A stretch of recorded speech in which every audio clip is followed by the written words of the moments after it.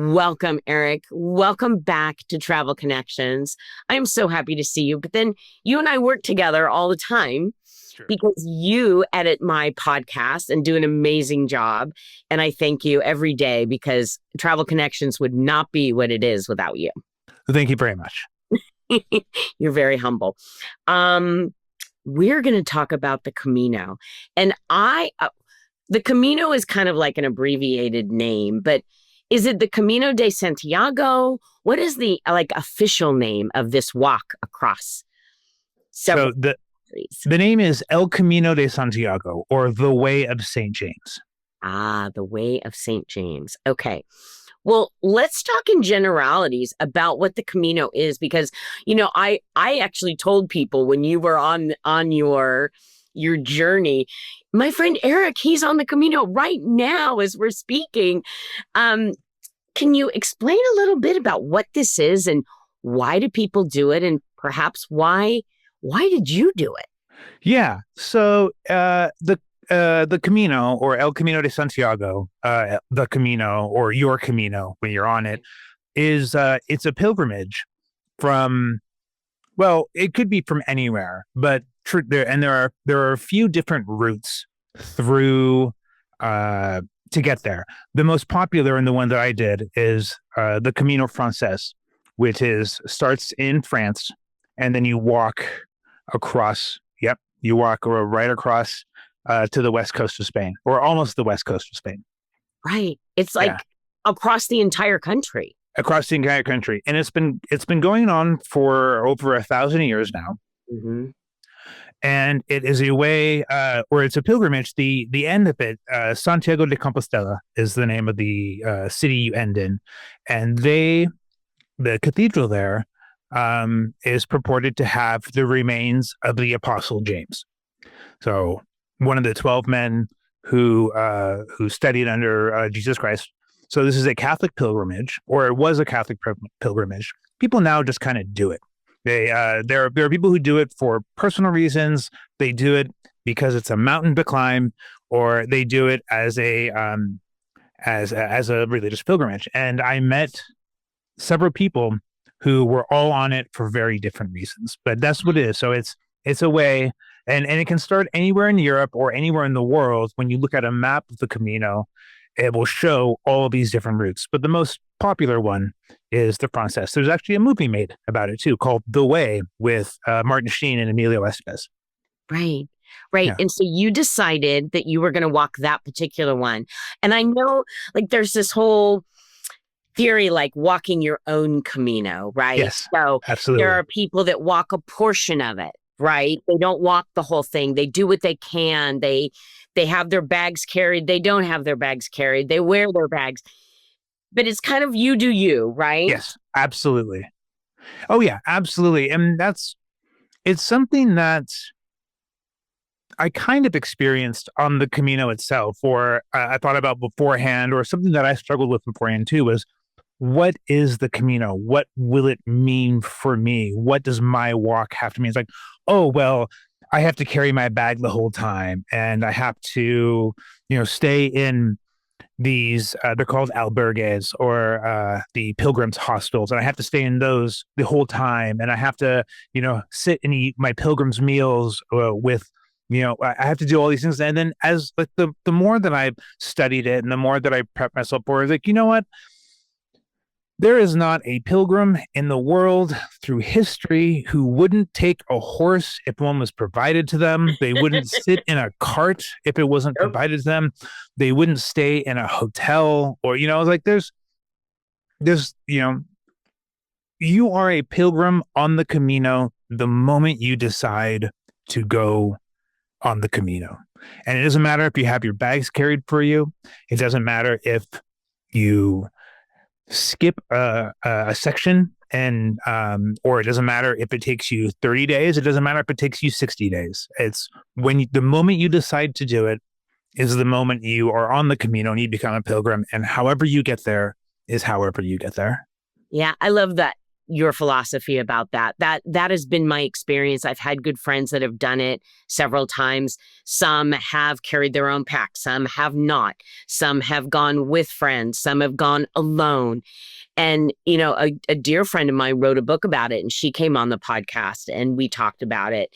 And I found what Meg did very inspiring. Do I want to do it? No, it's not my thing. Now, my husband does want to do it. Yeah.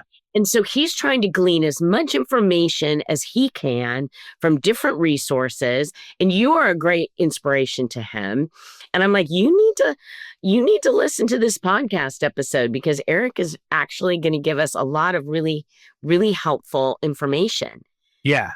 Yeah. And you did it. My gosh, you haven't been back that long. No, I haven't. I've only been back for about a week and a half, I think, at this point. Yeah. It's crazy. Yeah. So is it a personal thing to ask you why you wanted to do the Camino? I mean, if you want to answer that, I don't know. Yeah. Oh, yeah, absolutely. I think the Camino is personal for everyone. Like their reasons for doing it. My reasons for doing it actually connect back to the first time I was on your podcast. And when I was talking about my trip to France, and I met those Australian boys who I kind of became the anchor for my trip to France, and helping me, gather the strength that I needed to be out of the country for the first time. So it comes back to that. The whole reason I was in France was because I was going to walk the Camino. And the whole reason I was going to walk the Camino was because I had a very troubled 20s. The entirety of my 20s, almost for 10 years exactly, actually. I was a hardcore drug addict. And from about the age of 18 till the age of 28 or 30, somewhere in there. Excuse me. So I was a hardcore drug addict. I was addicted to cocaine and methamphetamines, and that had consumed my life. And it wasn't like I didn't know that it had consumed my life. I absolutely did. And I didn't want to do it. But the drug rewires your brain in a way that you crave it. You crave it more than anything else. And so I thought that the only way that I could, I was looking at the Camino, I had heard about it, and I'm like, oh, that's it. I can go do this thing. I can be away, and it's going to take me at least 30 days. And a good recovery program starts at 30 days anyway. So I was like, well, I had tried moving away before. I moved from Washington State to Utah. I tried moving from Washington State to New Hampshire. I tried moving all up and down the West Coast, and it always followed me everywhere I went. And so the only way, I'm like, well, there's no possible way it could follow me to Spain. So I was using that as a way to go and do the Camino, as my reason to go. And that's what happened. So I left in, I think, August or September of 2007. And when I was going to land in London, spend 2 days there, Paris, 2 days there, and then take a train to the border. And my first day, literally my first moments in London, I had checked into my hotel, I had dropped my bags off, and I had walked outside and down some stairs, and I had taken a tumble down the stairs. And I twisted my ankle, and I couldn't walk. So that ended my Camino before I even could start it, or before I could get to Spain anyway. So I was very lucky. And then that goes into my previous episode where I spent some time in England, and then I met the boys in France, and I had a great 2 weeks in France. I went back home. I was very lucky that about a year later, I had an opportunity again to an anchor event in my life that helped me get clean. So I've been clean since 2008. It's been 17 years now. And I, as you can see, I've completely turned my life around. I own my own post-production company. And I do all this travel, and it's looking back on it though, so it was really, I've been sitting on wanting to finish this thing, wanting to finish the Camino for 18 years. And it just so happened that this year, in January of this year, my wife and I were talking and discovered that, hey, we have this window of time. You were talking about doing this thing. This may be the only time you have for a while to do it. You should just do it. And that's how I got there. And that's how you got there. And I'm congratulations. I Thank mean, you. I think it's wonderful, and I love stories. And I asked you when you were going to tell the story, it was going to make me cry. I am feeling tears of happiness because you're a wonderful person, and I'm just so happy that you are in this part of your life now, and you have an amazing wife, and this is lovely. So Thank you. decide to do it. And you are a Yes. marathon runner. You're in excellent condition, which is very, very helpful. So Yeah. was there any other kind of prep work you needed to do before you went over there? Absolutely. Okay. So I am a marathon runner. I do a lot of like active travel, and that helps with the endurance portion of it. However, I don't normally carry 20 pounds with me when I'm running, and it's still, when I'm running and I run 26 miles, it's for a few hours. I was literally walking all day. I would walk for 6 to 8 hours a day. So what I did to prep for that was just long walks. I would do, for me, it was, I just treadmill at like setting the incline up. And then as I got closer and closer, I would start loading my bag half weight, 3/4 weight. And then that would kind of like prep me for that. But for you, for your husband, and for all the listeners, there is no amount of preparation that you can do that will get you ready for the Camino, because everything that you think you're going to do, there is going to be something else that never even crossed your mind. Wow. And that was very true. From the first day that I was on the Camino, I was wholly unprepared for the very first day. And the great thing about the Camino is by day 3, you are locked in. There is by day 3, you're locked in. By day 7, you have your routine, and it's sort of the mentality of just like getting over it, doing the same thing every day and over and over and over again. Wow. Yeah. So, okay. So can you give me an example of what you were not prepared? I mean, I'm shocked. I know that, you're used to running like really long distances. Yeah. So just for example, I mean, I talked to a couple of people who had done it before on the Camino. I'd met a few pilgrims who had done this before, who'd done the Francés before, who had, or specifically Francés. And when you start, you're starting on the east side of the Pyrenees Mountains in France. Mountain is the word that's doing all of the heavy lifting in this, because it really is. It's the Pyrenees Mountains. You are walking up the side of the Pyrenees Mountains and down the other. So day 1 is getting to the top of the mountain. You can break it up into 2, but there really is no point, because you'll be walking for 2 hours to the base of the mountain, and then you're still doing the mountain the next day. You're doing the hard part the next day. So just you might as well just do it. Leave a little earlier, do Okay. it all in one day. Okay. But that really is the hard thing. That was like, I was not prepared for it. And the maps told you everything you needed to know. I was like, this is the incline, this is the route, this is there's an app, there's several apps for the Camino. I used Buen Camino was the name of the app. And there's also Camino Ninja is a really good one that a lot of people were using. But it tells you everything. It tells you the elevations, the distances, and whatnot. But you don't know. It doesn't matter, because it's so different when you're there.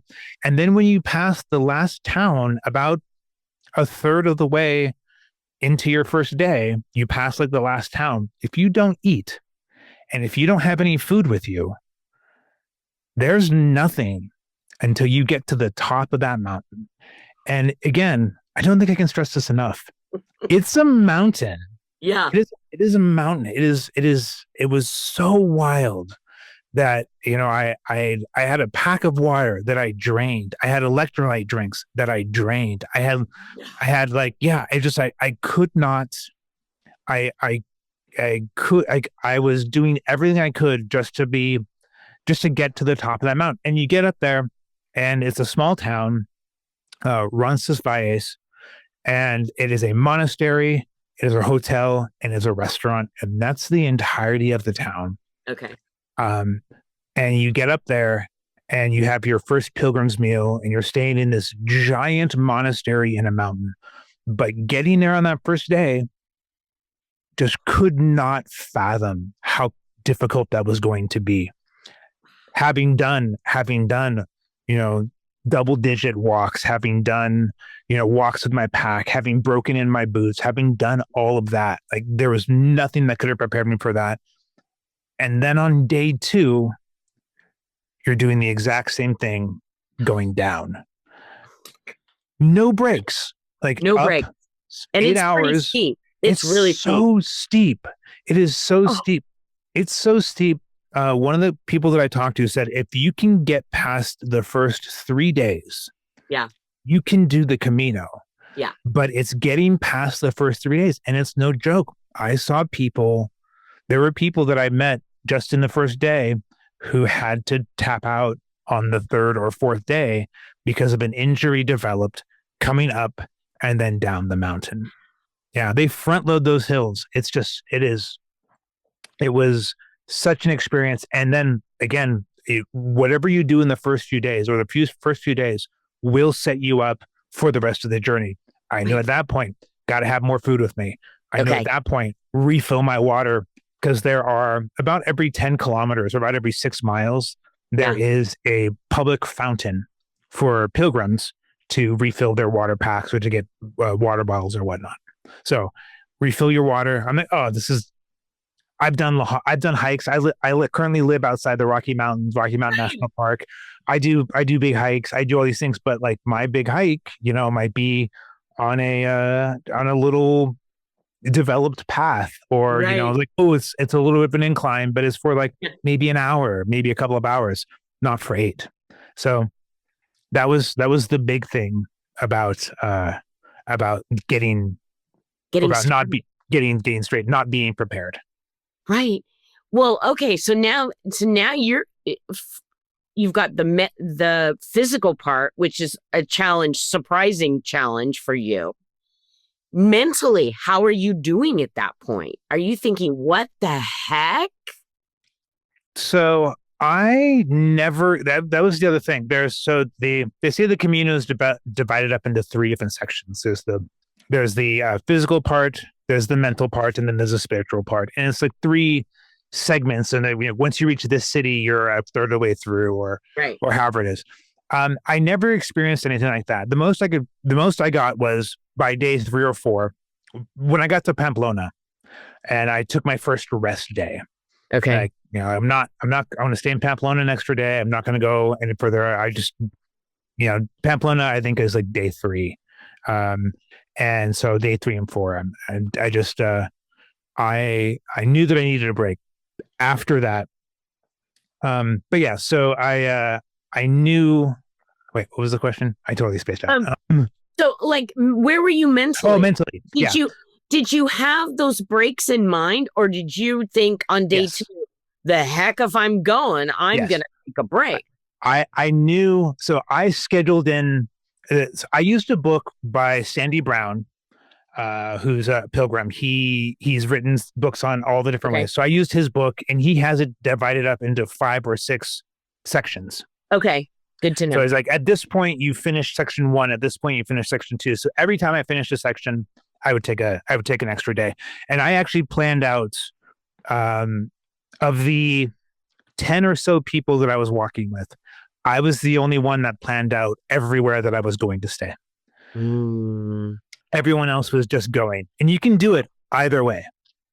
Well, my friend Meg is the one, so she's really my best reference, and she actually had them booked all the way Yeah. ahead. So it sounds like that's what you did. I Yeah. think that's brilliant. Was it better for your mindset too, knowing that you had a clean bed and a shower ready Yes. for you? Yes. So that was part of that helped with the mentality of it. I think for me, I'm a planner. I plan everything. Me too. But I never really experienced any like I experienced the physical stress of it. Um, I never experienced any kind of, and people would talk about like it's the stress of doing the same thing every day and thinking about like, oh, I'm just gonna get up and walk. Oh, I'm just gonna get up and walk, and you're alone with your thoughts and things like that. I was like, never experienced any of that. That wasn't a problem for you. It wasn't a problem for me, and I don't think I was actually alone for very long. Um, Yeah. Tell me about that. So, is that a good thing? Or like, do you all kind of adjust? Like, he's walking faster, I'm going to walk with him. Or, hey, I really feel like being alone today. How does it all work? it's just like that. Okay. So I met a couple people as I was checking in to my hotel the night before I started, and who were all walking. Everybody in seems in Saint Jean. Anybody you meet in Saint Jean Pied de Port, which is the French side of where you start, everyone is a pilgrim, and then you see them again. If whoever starts the next day, the only place to stop is in Roncesvalles. That's as far as anyone's The going to top of go. that So, first. Yeah. and there's only, depending on when you go, there may only be the monastery that's open. So Correct. everybody stays in the same place. Everybody makes the same journey. Okay. You will see people as what ended up happening is you develop a Camino family. And my family developed over 4 or 5 days. And then suddenly there was like 6 to 10 of us. And sometimes we would walk these 2 people and these 4 people at, kind of at the same pace, but we'd all be going to the same city anyway. Or then sometimes you'd say, well, I'm just going to walk alone. I'm going to listen to my audiobook or so there. And everyone is completely understanding of that because you're doing this for 30 or more days. There's plenty of time to talk to people. There's sometimes you just want to be alone. Everybody understands that everyone's walking their own Camino. And no one is offended by the idea, like, I just want to be alone, or I'm going to walk by myself, or I'm going to walk ahead, or I'm going to hang out behind a little bit, or do those kind of things. Right. So that part was easy. You didn't feel like a social mistake if you said something. Everybody was very congenial. I'm guessing these are all people who are very giving, and they wanted everyone to have a successful Camino. Yeah. Everybody was very understanding of everything, and that goes from pilgrims to the hosts, to the albergues, to people in restaurants. Like the cities along the Francés route are, many of them are only there for the Camino. Populations of like 10 to 100 people in these tiny little hamlets all along the way, and they are only there for the Camino. So that's their life, and they've been there for generations. And they make their money that way too. Yes, they make their money that way, yeah. Right. So weather-wise, was this a good time of year for you or a hard time of year? This was actually a pretty good time of year. I was very worried because I chose to go in spring. I also chose to go in the off season. The season usually starts around Easter, Okay. and I started a month before that. So I knew I was going in that there would be, and that's one of the reasons why I planned everything out, was because not everything was going to be open. So I found places that were, I made reservations. I did all that. Okay. For me, I was expecting a lot of rain because it was spring, and I actually only ended up with, I think in the total of the 40 days that I was doing this, maybe 6 days of rain. So that's pretty good? Pretty good. Pretty good. It was okay very, that. Absolutely. I mean, it was a few, like after Pamplona, I think I had like 2 days where I wore my poncho. And then as I was approaching Santiago, I had like another 3 or 4 days where it was just raining. But then I'm closer to the coast. I'm in this great wet area. Like I was totally expecting. It's very, very green, very beautiful. But the weather worked out really, really well late spring. Okay. I know that if I had chosen, the other option would be to go in like September, August, September, or September, October was another what I was considering. And I was talking to people who said that in parts of Spain on the Camino at that time, it would get to like 100 to 115 degrees, 120 degrees. And I'm like, you know what? Yeah, I'll take a little rain. I'll pass. I'll take Yeah, the little bit of rain. I'll take a little bit of rain. So you, Oh, and actually, it go also ahead. when I got to the monastery in Roncesvalles, it was snowing, No, and that's then fun. there was another day, one of the days where I was experiencing rain, and another part of the Camino, another part of the a different route was actually experiencing snow going into Santiago as well. So, Mm. yeah, it was. So I got a little bit of rain. They sent me a video of them walking, and there was like, I don't know, maybe a quarter of an inch of snow on the ground. So the weather can get pretty wild. You went to Santiago, and then did you go to Finisterre? Am I saying that right? Finisterre? Finisterre, yeah, Finisterre. Finisterre. Explain Which what that is and why some people do and some people don't.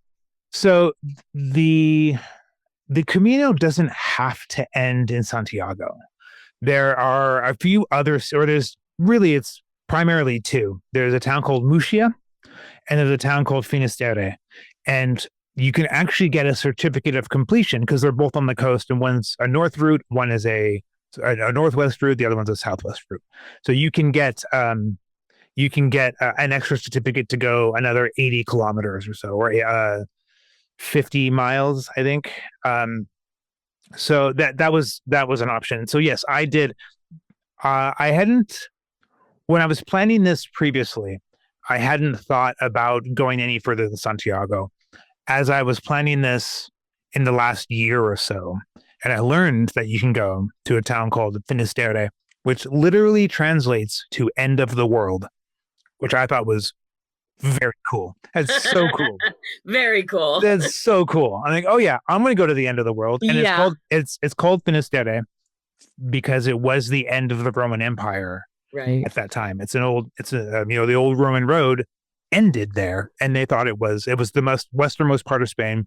It was considered to be the end of the world. And so well, I have to end at the Right. end of the world, And that's what you did. and that's what I did. So I stayed an extra again because it was considered a new section. So I stayed an extra day in Santiago, and then I walked 4 or 5 days to Finisterre, and then I stayed an extra day there. It sounds to me like you planned this pretty well. Yeah. Do you have any regrets or any major, other than like the beginning, were there any other major mishaps along the way that you were like, oh, this is So rough?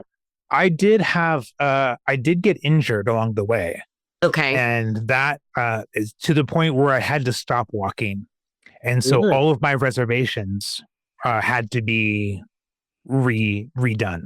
Oh, So I developed a ganglion cyst on the top of my foot, where sort of, I guess, where the top of my foot and the toes where they flex.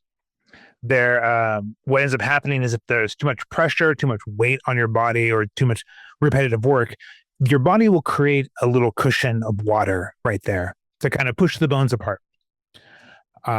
And if you're wearing loose fitting shoes, or if you stop walking, or all these things, like they go away by themselves.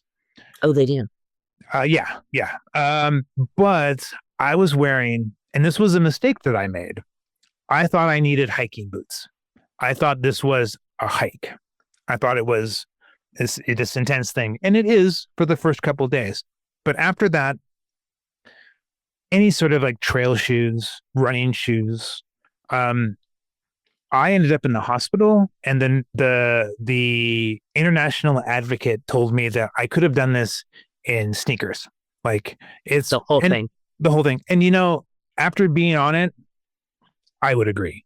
Okay. Like a good set of trail shoes, or trail running shoes, Would have done it. would have done more than enough. But I was wearing intense hiking boots, Hiking boots. which didn't expand, and No. so that ganglion cyst just kind of like got bigger and bigger and bigger.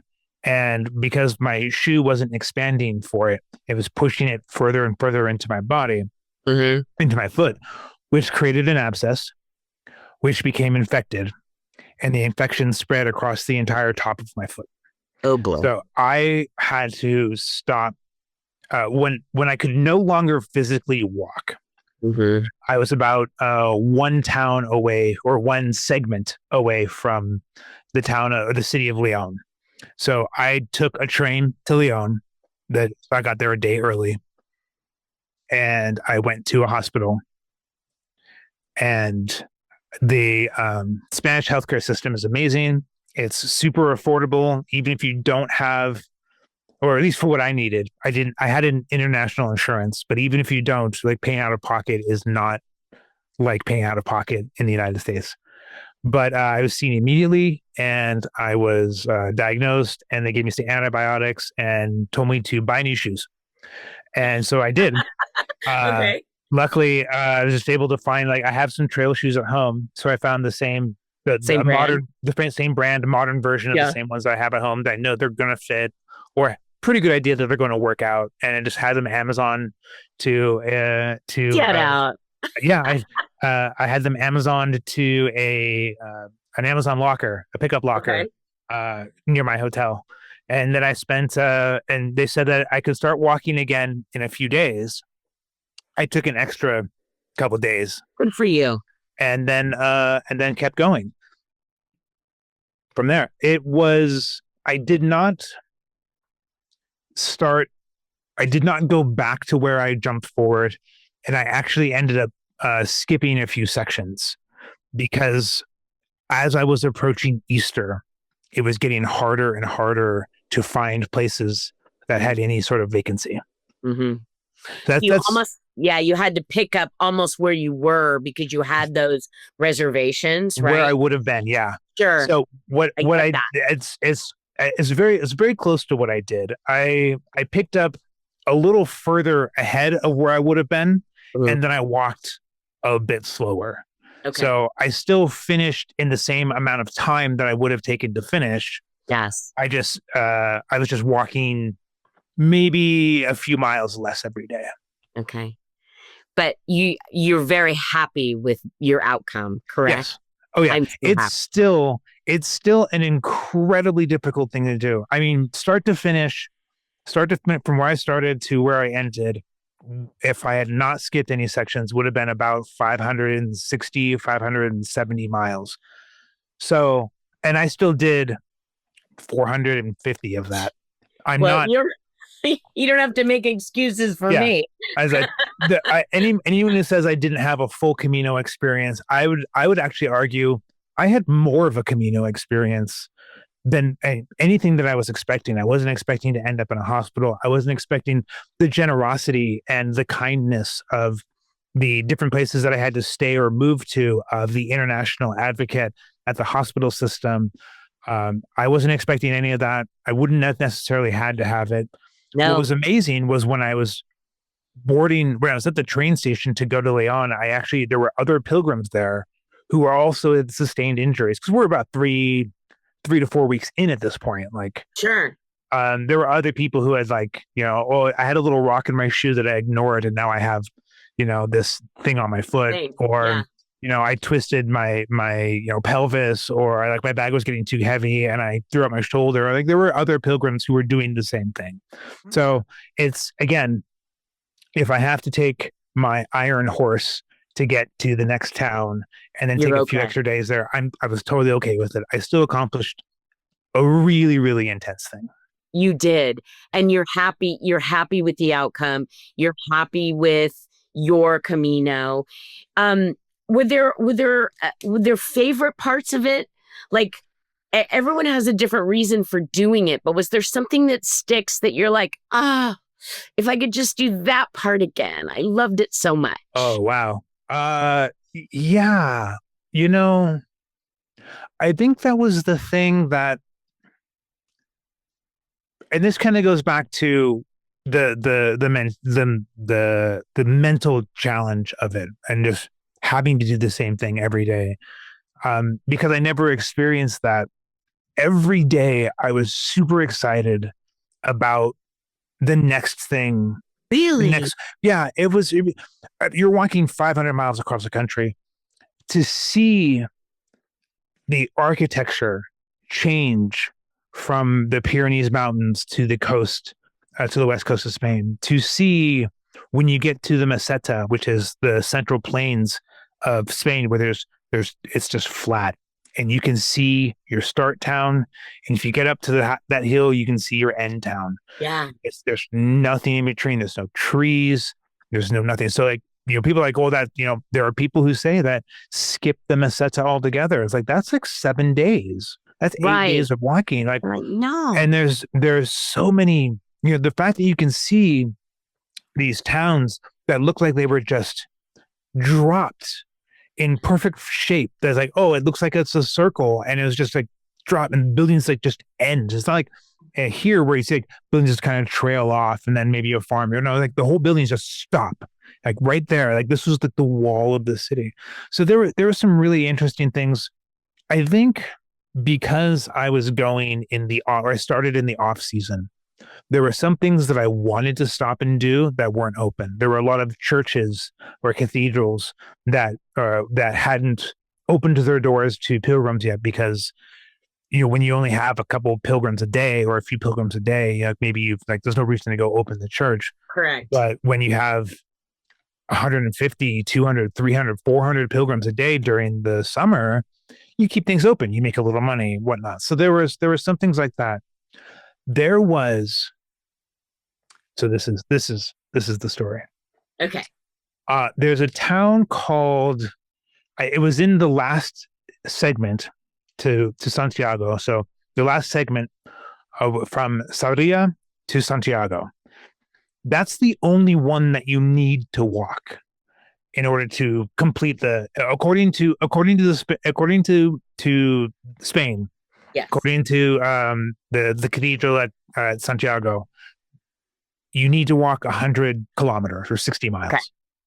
And that starts at a town called Sarria. And by then, a lot of the European paths meet either there or before there. Okay. So then it's very well developed. It's like a compact dirt path, like most of the way through, and very well marked and very well, so that's the last one. There's a town along that way called Castro Mayor. And it is after a town that I had stayed in called Gonzar. And Gonzar was the first, or Gonthar is how it's pronounced. And it was the first town that I stayed in where I stayed at a municipal albergue, one that was designed by Spain for pilgrims. It's like €5 a night. I mean, it is like no services. Like you have a high school style shower system where it's just like shower heads on a wall. You are in a large open room with 50 bunk beds. Like it was like there's no meals, no nothing like that. And after that, so I left the next morning after that, and that was an experience that I'm very glad that I had. The next morning, it was still misty. This was on one of the rainy-ish days. It was still misty, and it was very, very foggy. So I'm leaving Gonthar, and I get to a town called Castro Mayor. And as I am leaving on this path, I see a sign to the side that talks about it's just a plaque or a big sign thing that you'd see like at a national park or something, like this is the view that you're looking at, or and it's like, hey, Castro Mayor is this town, and if you follow this path, which was barely marked, like this little side path, barely marked, and it was dark because it was like early in the morning and it was foggy, so it looked like something out of a zombie movie, like, oh, don't go into the woods. But it's like the most important discovery in Spain for the most important historical discovery that comes from the Iron Age, or from BC time period. And it was this little thing that you can walk over to. And I'm like, well, I'm not doing anything. So like I'm supposed to be out here experiencing Sure. this kind of thing. And like there's no one around. So I'm just like, well, I guess I follow the path and it's overgrown and I imagine it may be, trimmed down in season, but before season, like maybe there's no one caring for it. So I walk down this path and it's foggy and it's just getting more and more dense. And I kind of push through all that. And then I open up into this little, there's like a hill and like this little part that you walk through and I walk through it and I am suddenly in like a 45 BC encampment town. It is Castro of Castro Mayor. This is where the town originally started. I believe Castro stands for like fortress, or Castro Mayor is fortress town. Okay. So it was like the hill was actually the original hill that was built up. There's probably a wall built out and then a hill built out to kind of shield this fortress town, this little town. And it had maybe 20 or so foundations. But when I say foundation, I don't just mean like 6 inches of block in the ground. They came up to about waist height. And they were like, it was, sort of, I wouldn't say streets, but like, they were kind of all clumped together and you could walk inside of a room that used to exist, this ruin of this city. And it is foggy and it is like very, very eerie. I'm like, am I supposed to be here? But like, there is a path that walks around. There's a path that kind of goes up on the wall and like walks around so you can look over. It's sort of in a circle. And on one side are all of these building foundations and they intertwine with each other and there's walkways around them. And then on the other side is like an open clearing, which I would assume maybe where they would do communal cooking or, for the whole village. This was 2,000 years ago, over 2,000 years ago, where they would do like their cooking and they would, these rooms were probably only designed for storage and for sleep. And, that this was like so well preserved and just here and like available to experience, just like walk into. It was like, I was there for probably 30 minutes or so, just kind of sitting on the wall. Like, I've never seen anything like this before. Like, and never will again. And I never will again. I mean, I've been lucky. I mean, it reminded me of in southern Colorado, the ancestral Pueblo people, the ancestral Pueblo natives would build cliff homes, or they'd carve out in the side of cliffs, and it was like that, except flat, and probably about 600 or 700 years before. And it was just such a magic. And I'm sitting there like looking at this, looking around. I'm like, no. And then I continue, when I do decide to continue, I walk out and I go back up to where it meets up with the rest of the Camino. And here I see some other pilgrims just like walking up, having no idea, because there's this little hill. It's like, oh, it's just a hill. There's a field. There's a little hill. There's nothing over there to go see. It's like, right.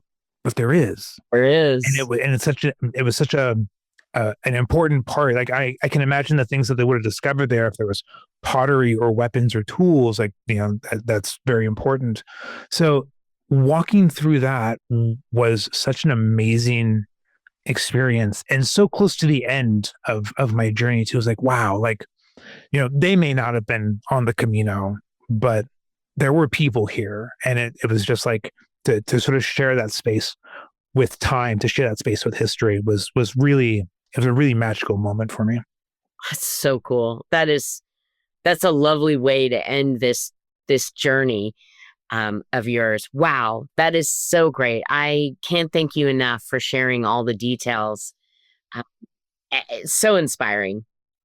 So, okay, you've done the Camino, and now you're going to Disneyland. You are a Disney guy too, which is really kind of funny. What's next for you then? You are Mr. Active Travel person. Yeah. Is it too soon to ask you? What are you going to go run another marathon somewhere else in the world? I do have a couple planned. I am doing. It's become sort of an every year thing now for me. I do participate in the Walt Disney World Marathon weekend, and that's in January. So okay. I'll be doing that. I'm also doing a Halloween half marathon. Okay. Those are the two that I have planned. Okay. And you'll see. And Right you, now, I'm still waiting for my foot to fully heal. yeah, I bet. The cyst has gone from about the size of my thumb to Right. about the size of my pinky nail. Okay. So So it it is a is slow it's a process. slow process as my body like reabsorbs the water. I originally had met with a podiatrist who had suggested surgery. Mhm. And then 2 days before the surgery, I looked, I'm like, wow, that's like a lot smaller. And I asked my wife, I was like, is this smaller? She's like, well, I wasn't there with you, but like, I don't feel it anymore. So it is small enough. I don't know if it will completely go away, but I am taking it very easy for a while. So it's gotten significantly smaller. If it doesn't go away, it'll be a small surgery. But so I don't really have a whole lot of runs or active travel planned right now. Yeah. Just the Disneyland Halloween half, the Disney World marathon weekend are the two definitely on the horizon. I had initially planned on doing the Colfax Marathon, which is where I live. But because of the foot injury, I've had to like duck out of that. For what I experienced, I'm okay with that. I love it. Well, thank you. Thank you so much for coming back on Travel Connections and sharing your journey on the Camino. It's just as wonderful as I thought it would be. So I Yeah. appreciate you. And I don't think you're going to have to do much editing at all because I think this was a pretty flawless interview. Thank you. One thing I am doing, Yes. I am planning my next Camino. No. Yeah. I have already started planning the next time that I'm going to go. I am going to do a different route. Okay. I'm considering two. I'm planning two Caminos. I'm considering two routes, but I'm actually planning two Caminos. Oh, I am going to do the Camino Portuguese, which starts in Lisbon, Portugal, and then walks north. And there's a couple options where you can just go straight north, or you can follow the beach route. okay. So that would be very pretty. And then I'm also planning the Camino Anglais, which is where British or United Kingdom starts. They would take a boat to this part of Spain, and then they would start I think the town is called Ferrol, and they would walk about 114 kilometers. So I'm kind of planning both of them very slowly, but I am planning them. Get the foot healed, and then you'll be able to plan them. I can't wait to hear all about it. Great. Fantastic. Thanks again for coming on Travel Connections, Erik, and we will have you back again. We know why. Thank you. All right, it's always good to be here.